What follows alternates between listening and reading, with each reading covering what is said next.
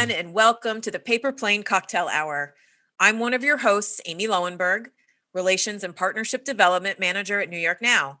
As a past buyer, I surrounded myself with everything paper and home goods oriented, literally from paper to cement, and I continue to do so to this day. I treasure the relationships I've established, and I relish the new ones I make every day. Sharing information and introducing our amazing community of retailers, buyers, artists, and makers through my Spotlight podcasts at New York Now and my store tours on Instagram. And I am your other host, Sarah. You may know me as the editor-in-chief and founding editor of Stationery Trends magazine from my site, The Paper Nerd, or possibly my other podcast, The Paper Fold.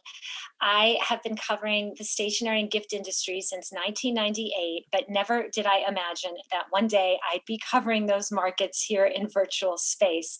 It's been my honor to serve the industry in various capabilities over the years, and now here. And starting in December and continuing throughout 2021, we'll be raising our glasses alongside our pencils as we compare notes and celebrate three of our all-time favorite topics: stationery, connection, and cocktails.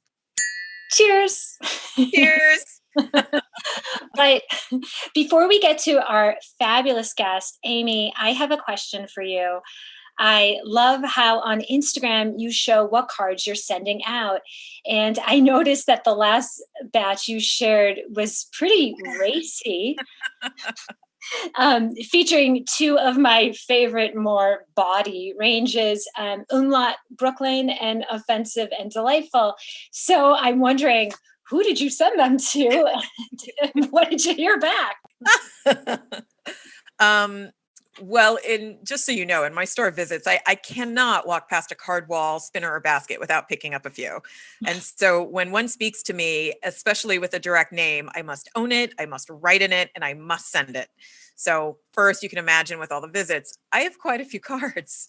I sent the Offensive and Delightful card to retailer and business owner Tara Riceberg. She is the owner of Best Gift Store, Tweak and Tesoro, out in Los Angeles. And then I sent the Umlaut Brooklyn card to a personal friend of mine, as the intelligent and snarky theme was definitely on point. And that card arrived in Seattle. What I can tell you that I got back, other than thank yous and laughs, I actually received a lovely flat card from you this week, thanking me for being a guest on your podcast, The Paper Fold. I loved the engraved long live snail mail on the upper right corner and the cutie little snail in the lower left. And then I also received a card from a friend of mine who took a New Yorker magazine cartoon and pasted it onto a small folded card. So I received two surprises in the mail this week, and I was so happy to get them. How about you, Sarah? Did you send or get anything this week? Well, I got that great thank you note from you from Pretty All Right Goods about getting this party started because you want to go to bed by 11. Showing my age, Sarah. I know. Oh my God, I'm in bed way before 11, but I'm usually at my tablet.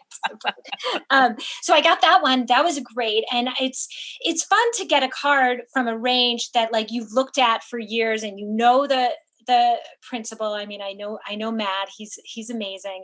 But then to get it, it's like, it elevates it to a whole, other level.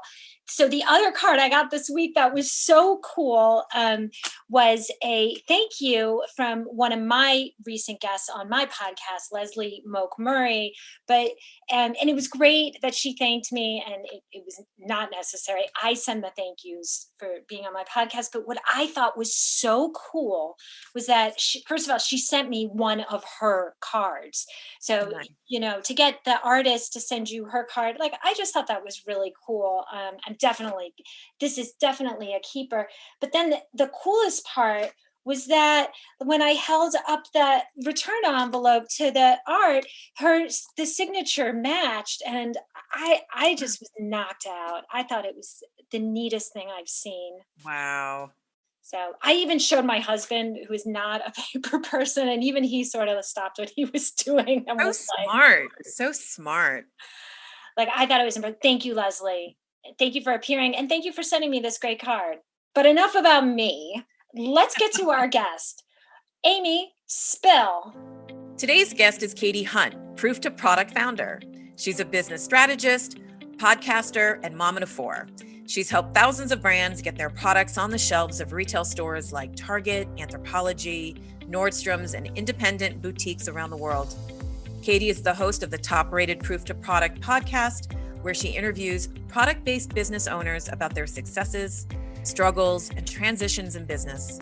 Her strengths lie in connecting people, building strategic plans, and bringing ideas to life. And as she told us today, it is a privilege and an honor for her to be such a trusted resource.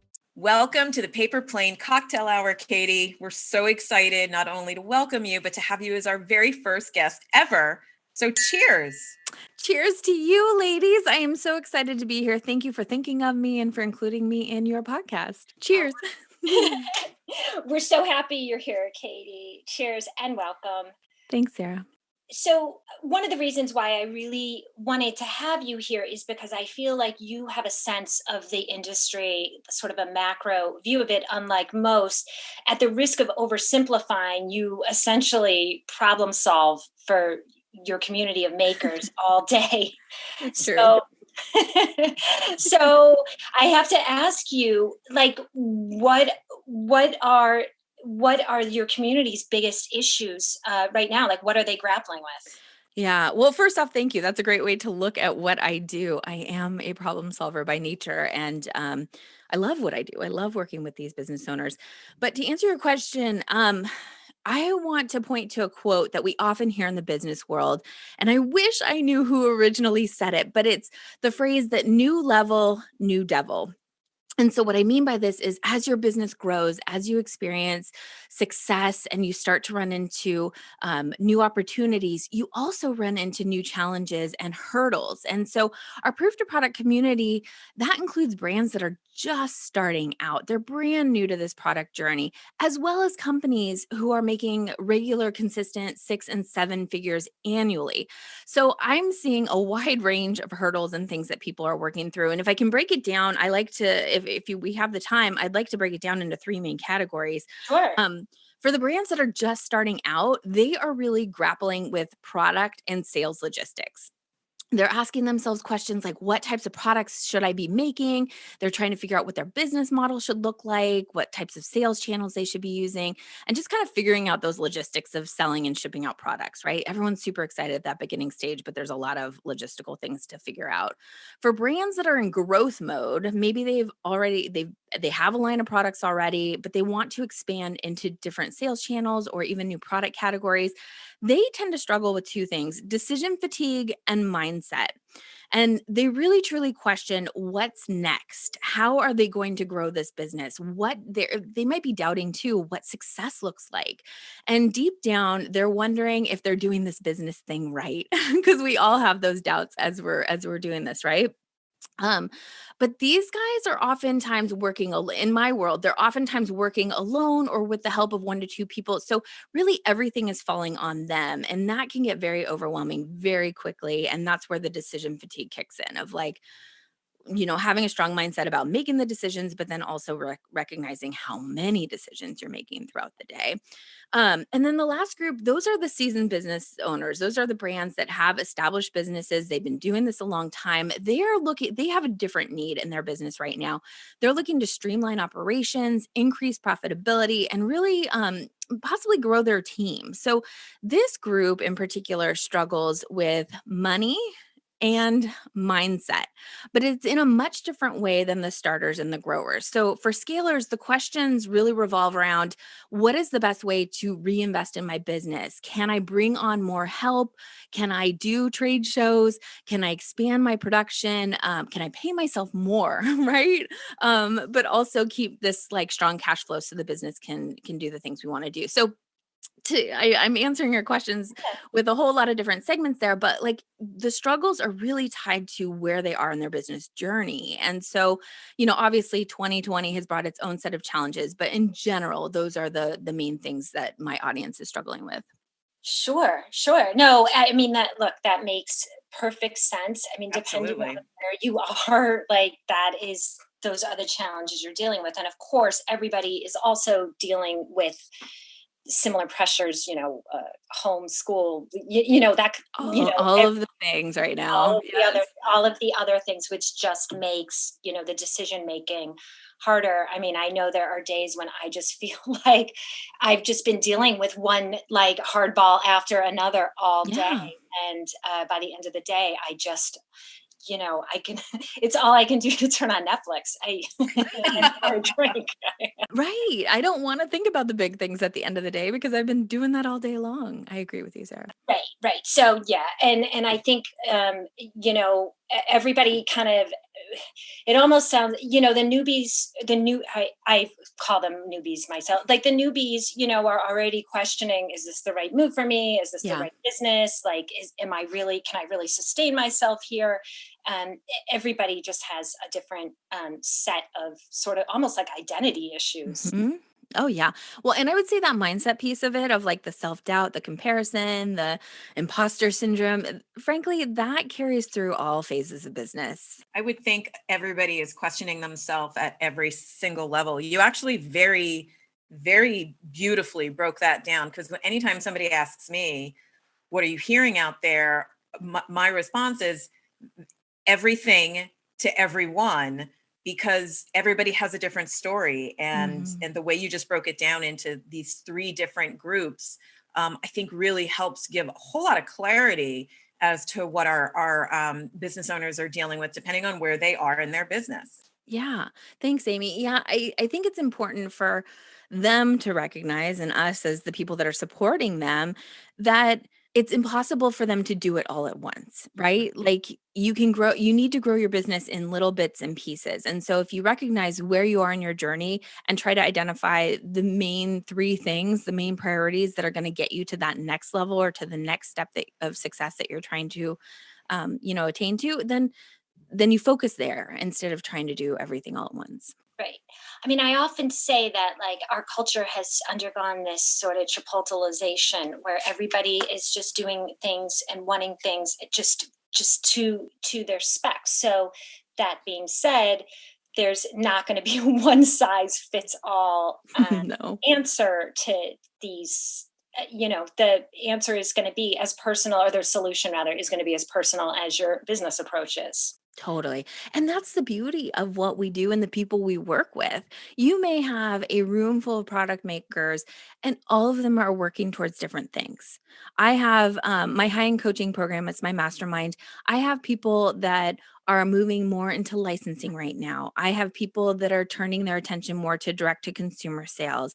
I have people that are still having strong wholesale opportunities despite the pandemic, and they're going all in there, continuing to go there. So, like, again, you may have a room full of business owners that have complementary businesses that are doing very similar things, but the goals are different and the outcomes of their actions are going to be different. And so, again, that kind of plays into the mindset stuff too, of like, that's why we can't look at any other business and try to replicate or, compare ourselves or any of those things, because they're on a completely different journey than we are in our own business. And understanding your journey is key. Yeah, absolutely, Amy. Yeah. Absolutely. Trying to enjoy it. I will say that's a pain point too. I think in for the starters, they are so energetic and like optimistic about what's to come. Everything is fresh and new and exciting. That growth mode kind of can be a little bit of a plateau of like, wait, am I like, do I still love what I'm doing? Am I happy to be doing this? And then the scalers too, like a whole lot of responsibilities come as you're scaling and your team's growing and your revenue's bigger and all of that. And like just kind of making sure that again, you're on the right path for your particular goals and what you're trying to accomplish with your life and with your business. Yeah, I mean, that makes perfect sense. So, I mean, my next question is, what solutions are you presenting them and what have they stumbled across themselves? I mean, with everything so customized, I mean, I'm sure Yeah. that the solutions that you're presenting them are so, finely tuned to their distinct situation. Yeah, well, my business provides a wide range of educational and training resources specifically for stationery designers and product based business owners. I would say we are best known for our wholesale programming. That program is called Paper Camp, and we have taught thousands of stationery brands how to get their products on the shelves of retail shops, big and small. Many of our alumni are selling in big box stores like Target and Anthropology, Container Store, Paper Source, of course. But they're also the bread and butter of who we sell to are the independent boutiques that are located around the world. So, yes, Sarah, to your point, like everything is going to be tailored to whatever business is, whatever your personal business is. But there are industry standards. There are like basic concepts and knowledge that everyone needs to know within your business. And so our paper camp program is it's just a really comprehensive program about selling wholesale. Um, and I will tell you too that like in running paper camp for 10 years and having so many people in our community, I've seen other areas where our people need help. And so that led us to create a new program earlier this year called Proof to Product Labs. And that is focused entirely on business operations. So things like hiring, technology, sales and marketing, creative problem solving, that mindset piece that we talked about earlier. So, in terms of answering your questions, we provide a lot of solutions that are specifically tailored for product based businesses. I know out in this online business world, there's a lot for service providers, and we really wanted to carve out a space just for the product people. So, our Paper Camp program is where we teach all about wholesale. So, that product development, sales strategies, exhibiting at trade shows, marketing tactics, and then labs is where we dive into operations Wow. of the business. And so, and they're meant to complement each other too. So, our goal is to really give you that foundational knowledge and then help you create a customized path for your business to help you again build that business that really represents the life you want and the business you want. That's amazing. I mean, I understand there needing to be a foundation to take your steps from and then move in the direction that either your category or your business is taking you in. But that's a really amazing point, is that there are different categories have different demands, and Yeah, we sell them and we look at them in very different ways, and then we manage who we do business with in very different ways. So, 100%, Amy. wow. Yeah. Yeah, the other thing is too, I you guys know from working with me in the past, like I want to present all options to people. I want to show them all the different ways that they can grow their business so that they can pick and choose. I want it to be a choose your own adventure. And as you start to go down that path, we want to provide different ways to support you. So, I know your question, Sarah, was about solutions we're providing, and that really kind of stems from a lot of different programming that we offer, and then having the conversations. I will also say that I really, really pride myself on listening to what our community needs and then creating programming that solves those problems. So if I'm not knowledgeable about the topics that they need help with, I bring in guest experts, or we even look inward towards our community to share for people that can share experiences about what they've been through. So our labs community and our paper camp alumni community are highly collaborative spaces where you know it's a culture of sharing and paying it forward and lifting each other up in the process. I mean, it's amazing. I mean, I had the honor of, I believe did I do a webinar at Paper? Yeah, you spoke several years ago, and then we did a special interview that's still included with our paper camp program. So you're sprinkled throughout all of our content, Sarah. You're so sweet. Well, I was honored that you asked me, but I think for me, I so enjoy. I feel like I get a better sense of the industry by just having access, by just seeing the posts that people make and the directions that they're going and the Yeah, questions that they're asking. It's very revealing as someone who chronicles the industry, just seeing it from that viewpoint, and the camaraderie and the warmth and the sense of community it's a beautiful thing. And thank you, I love Sarah. seeing it. It's heartwarming whenever I see it. Thank you. I will say it's been fascinating too because, I bring in other experts, like I mentioned. So, Sarah, you came in to talk about pitching the press, and like we've had a bunch of retailers, like dozens and dozens of brick and mortar shop owners come in to talk about how they like to buy and how they like to talk to people at shows and like all sorts of a wide range of topics, right? And it's been enlightening and fascinating for me to hear back from these retailers or from you, Sarah, of like the perspective I gained by being involved in these conversations and hearing from the brands that I'm purchasing from, it really enhances that human to human relationship and connection of the people we're doing business with too. Like you're relating more to the people that are pitching you and filling your inbox, which on some days I'm sure you're like, oh my gosh, stop. And on other days you're like, I love this. I know who these people are. It's a very special experience. So I think the more we can understand what each other is going through, even if it's a colleague or a vendor we're working with, or, a press number that we're pitching, that enhances our business relationships and thereby our businesses. Absolutely. Absolutely. Absolutely. That's actually a really great segue for me because I'm going to say I know that you're a firm believer in professional development and I surrounding am. yourself in community, which we've just heard about. And it's vital. It is vital for our life and to be sustainable in what we're doing because everything is changing, Yeah. right? We have Yeah. new challenges in front of us. So let's talk a little bit about how we've had to take a break from some of our major physical community resources. Yeah. And, whether we're buying or selling, like I just said, that landscape is changing. So what's your philosophy on using, say, digital platforms as a companion tool for these brands at all three different levels that Yeah. are tapped for time? Because they all are, whether they're beginning, middle, or well-versed, everybody is tapped for time. So much so. What Time, money, manpower, all of it. Yeah. Yeah. Amy, this is a great question. And I kind of, you sent this one over ahead of time and I kind of was grappling with it a little bit because, well, first off, I think it is absolutely critical that brands move online if they haven't already. You want to make it as easy as possible for your customers to shop from you, I should say. You want to make it as easy as possible for your customers to shop with you. And that goes for the product manufacturers that I work with, as well as brick and mortar retailers, right? Mhm. And so this whole shift with the pandemic has really it's been challenging in a lot of ways, but I will tell you, the people that have had the most success, and I some of my clients are having their best years ever financially, which is weird to say in the middle of a pandemic when so many people are hurting or out of work or whatever it might be. So we kind of have these quiet conversations behind the scenes, but I will tell you what went into that. They were agile, they took risks, they focused on strong customer service, and they truly leveraged, as you mentioned, the digital platforms to make it very easy for people to engage with them, to purchase from them, and to truly understand their products. And the brands that maybe weren't as agile or took a little longer to figure out what direction they wanted to do, they've had a harder time building up that momentum again and keeping things moving. Can they get back there? Absolutely. They totally will.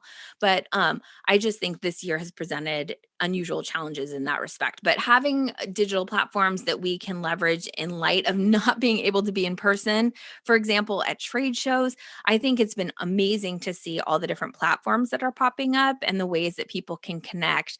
One thing I would caution people about this, though, is like anything, if we try to do all the things, we spread ourselves too thin, and then we don't feel like we really do any of them well. Right. So, with all these digital platforms popping up, I would encourage people to kind of go go where your customers are. Really, truly pay attention to which digital platforms your customers are hanging out on and where they can purchase from you. And then two, like just dive deep in a couple of places and put your time and effort and energy there because that will yield the highest results for you. Well, I would assume that that's probably one of the lessons that you teach is that you really can't spread yourself too thin and try to do everything because you're not going Yeah. to do it well. And if you're No. not agile, things are changing so fast that you need to be able to get out of something and into something else fast enough to Yeah. be able to see what works best for you. Absolutely. So let's talk about sales platforms for a second. Like if Sure. you are let's hypothetically say someone is selling on Etsy, they're selling on their own website, they're selling through Fair, they're doing a handful of the digital markets that are popping up from, Emerald and others. They're having to if they make a change to their product line or have a new release, they're having to update those new products in what did I just count? Like 5 different Right. areas online. They're having to Right. copy and paste those product descriptions, the pricing, like all of the things. And so it's not only spreading yourself too thin, but it's also just distracting. Is it the best use of your time? Like I would rather somebody choose one place and really go dive deep in there, make connections with the customers that are there and utilize all the tools available too on that platform. Yeah, I was just going to say that if you're not utilizing the tools that are available to you, then maybe that's not the right platform for you. You need to Right. research which one is best. But Yeah. I mean, it's an excellent point because we are all tapped for time, and all these digital platforms, including ours, we provide opportunity to market yourself, and it's challenging. It's not just our market; it's every market. Yeah. Brands need to take advantage of that so that they can market themselves in a manner so that they can be seen Yeah. by the Absolutely. people they need to be seen by. And I would assume that that is a huge area for you working with your clients as self promotion. Yeah. And how do you navigate through this when there's so much? I know you already made mention of that, but can you expand on maybe just a little bit more on just that importance of self marketing? Yeah, Amy, I'm so glad you brought this up. So I have been preaching to everyone about, okay, let's say you're going to do the New York Now digital show. Like you need to treat it as if it's an in real life show. I want you sending mailers. I want you sending marketing emails. I want you talking about it on social media. I want you adding it to your profile on social media platforms, in your footer in your email. Like all the different places, the typical strategies we would use for our in-person shows, like we talk about this all the time about in real life shows, like your booth number is your address at the show and it is your responsibility to really truly drive traffic there. Like yes, the shows will do their, you guys do your own marketing and things, but it's up to us to make sure that our key people that we want to connect with know where to find us. And the same is true with these digital platforms. So again, as I mentioned, creating an email strategy where you're sending out multiple emails, letting people know what's new, um, doing snail mail campaign because everyone still loves to get snail mail, and Yay. I know. So just thinking creatively, but also getting back to basics. Like what were we doing for the in real life stuff that worked for us and how can we continue to do that in this digital landscape as well? Absolutely. Wow, Katie. I know that's a lot. I love the idea of just like picking, sort of picking your poison, so to speak. Yeah, I assume you mean okay. I'm going to do Instagram. I'm going to do Etsy, or I'm that gonna too. do this, Yeah. or whatever, and I'm just going to focus on those and do those really well instead of feeling like oh I have to go post. I have to go do it here and there. I mean, you do lose the reason why you're doing it's very easy to lose that in all that. Totally. And although I do want to flip the script a little bit here and tell you, like, I'm fully about like dive deeper in certain areas that are working where your audience hangs out. Because again, you don't want to stretch yourself thin. You don't want to burn out. We're wearing a lot of hats as business owners. Right. But at the same time, we do need to be agile. We do need to take risks. And one of my clients, Betsy from Bloom Wolf Studio, she has a stationery brand. She earlier this summer I was experimenting on TikTok, seeing if it was a viable place for businesses like ours to engage with people. And I was telling my mastermind clients about it and I was saying, hey, if any of you are interested in experimenting with me on this, let me know and I'll like walk you through what I know so far. And she did. She jumped in and she started showing these 15-minute or not 15 minutes, 15-second. Sorry, that would be really long. That'd Uh, be a little long. I know. These 15-second clips of her packing up products, of showing behind the scenes, of showing all of her, stickers or cards or her different product categories. She amassed, and she was just having fun with it. We were trying to bring fun back to social media a little bit too, but also think of other ways to increase visibility and thereby sales. And in the first month on TikTok, Betsy amassed, I think it was 8,500 new followers. Wow. Yeah, and, like, I'll be the first to tell you followers don't always equate to money here. No, So I know, but that's a large number. but it's a large number, and like I said, it increased visibility, and the best part about it is it gave her content she could post elsewhere too.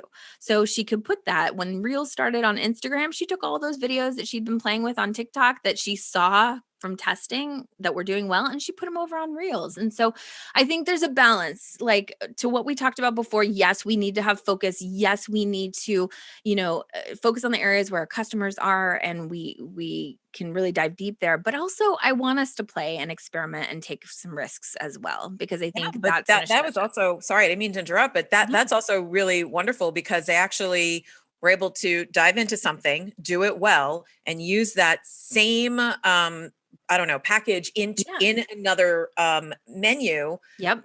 and expand well. Yes, exactly. It's consistent for their brand. I love the way you phrase that, Amy. Expanding well. It's about being smart in how we're expanding, the risks that we're taking. I will also say I'm a huge fan. Like, one thing I don't think product-based businesses do enough is that content creation piece of it, showing the behind the scenes, adding in the storytelling. And so this was a great way for her to take things she'd already spent time and effort creating and repurpose it for more visibility. And I will say too, like, that platform, TikTok, has a very different audience than like our Instagram people or our Facebook people or our Twitter people. And so it did yield to higher sales for her because, she was getting more exposure and visibility for the products. That's awesome. Yeah, cool. That is awesome. I mean, it's all about working smarter. Yep. So, if you're going to be putting in all this time and energy, like, let it reap the most for you. Absolutely. Well, Katie, we thank you so much for just not only helping us kick off this new podcast and providing us such thoughtful and insightful information. I think it's important to say, is there anything more that you'd like to add? And then let us know, or let our listeners know, how they can reach you. Absolutely. I just want to remind people that, like, it has been a really tough year. 2020 has been a tough year. I'm very optimistic about what 2021 will bring, but I just want to remind people that you are right where you need to be. In your business journey, you are taking the steps at the right pace, at the right, I want you to build this business in a way that fits you, your life, and what you're trying to build. So, try not to look around, try not to get discouraged, really focus on what you're trying to accomplish, and then take the necessary steps to get there. The other thing I would tell you is find a community, find mentors, find people that have been in your shoes before and can help you fast forward through that, because there's no reason that you should have to learn things the hard way. There's people already out there that can show you how to avoid that. So, I really want people to stand in who they are and what they're trying to build, and then seek out help when they need it too. But if your listeners are looking to hear more from me, they can find me at prooftoproduct.com. I also have a podcast. It's called Proof to Product. So we're coming up on almost 200 episodes there, where I interview product makers. I know, it's kind of insane. I'm so impressed. Well, I will tell you, I don't know if I told you the backstory of this, Sarah, but that whole podcast stemmed from burnout basically in 2016 for me. And I was like, I can't speak on stages. I can't travel the world right now. I've got a fourth baby at home, and what can I do from home in my PJs if I absolutely have to? So it's been great. Yeah, well, how nice to create something so amazing from your challenges. Yeah. No, it's about getting creative, right, ladies? Absolutely. So people can find the podcast pretty much everywhere you can listen to podcasts, Apple, Spotify, everywhere. So, Katie, thank you so much. It was my pleasure. Thank you so much for having me, and cheers to both of you. Cheers. Cheers. Well, that was fun. Katie, thank you again for joining us on our inaugural cocktail hour. And Amy, since the Paper Plane Cocktail Hour is liquor themed, I think it's time to mention the booze and clarify that I, for one, will only be drinking when the episode is replayed, not recorded. No one here needs to be treated to my shenanigans. And I know you've been talking up the Paper Plane cocktail, but my husband bought me more truly hard seltzers at Costco than I can drink in a decade. So that's what I'm going to be imbibing during the first replay. How about you? Well, I definitely had to sample the Paper Plane cocktail, which I have to say is not only very easy to make, but it is so delicious. It's got the sweetness of bourbon. It's got the bitterness of Aperol and Amaro. It's got the sour of lemon, and it just tastes like a fancy whiskey sour. It's easy to make. It's all equal parts. Shake well with ice, drain into a cocktail glass. So I will be making this for myself along with my tiny paper plane garnish.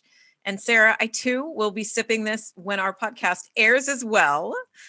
So if anybody else wants to partake in with me, please do. But don't forget to send us an image of your cocktail and your tiny paper plane garnishes. Well, that would be great. And I'm sure we're going to get some great ones because we have such an artisanal audience that We do. I imagine we're going to get some very neatly constructed paper. It and was beautiful of paper. and now my truly is looking and feeling a little sad. So I'm going to shoot for a paper plane of my own in January. Yay. Yay. Meanwhile, we cannot thank you all enough for tuning in. We hope to see you here every second Thursday of the month throughout 2021 at 5 p.m. But we can also be found on the New York Now website under programming, so you can listen to us and drink with us at your leisure. We'll have some additional special programming with New York Now and with New York Now Digital Market. Amy, where can our listeners find you in the meantime? Oh, you can always connect with me on Instagram at amy@nynow, and that's actually amy.atnynow. LinkedIn is a great place to connect with me on, or you can email me at work. It's my name, amy.loewenberg@emeraldx.com. I'm always looking to connect and highlight people and speak about their missions on my New York Now Spotlight podcast. And I love featuring stores on Instagram and visiting if I can. So I'm really always available to help connect you to new and needed resources and of course, answer any of your market or digital market questions and needs. And probably the best place to connect with me is at thepapernerd.com. You can see more fabulous stationery coverage, check out my podcast, The Paperfold, and also access Stationery Trends, the industry's award-winning design-driven trade quarterly as well. I've been covering the stationery and gift markets for over 20 years now, and it's always a pleasure to learn more about makers and spotlight their work, whether it is in a publication, a blog, or a podcast. If you want to connect, I'd love to hear from you. So please don't hesitate to reach out to either of us with comments, questions, feedback, suggestions for guests, or just to say hi and introduce yourself. Thank you again for listening. Cheers. Cheers.